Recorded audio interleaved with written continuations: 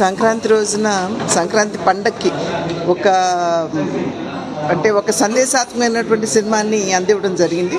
అదేమిటంటే ప్రజలకి సేవ చేసినట్లయితే ఖచ్చితంగా ప్రజల గుండెల్లో ఆ సేవ చేసినటువంటి వ్యక్తి మిగిలిపోతాడు అనేటువంటి ఒక సందేశాన్ని ఈ సినిమా మాధ్యమంగా ఇవ్వడం జరిగింది.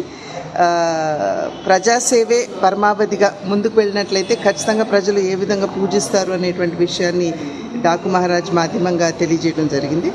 అండ్ అన్నింటికి మించి బాలకృష్ణ గారి నటన ఏదైతే ఉందో మనం చెప్పుకొని అవసరం లేదు. నటసింహం అనేటువంటి బిరుదు ఎనీహౌ వారికి ఉన్నది.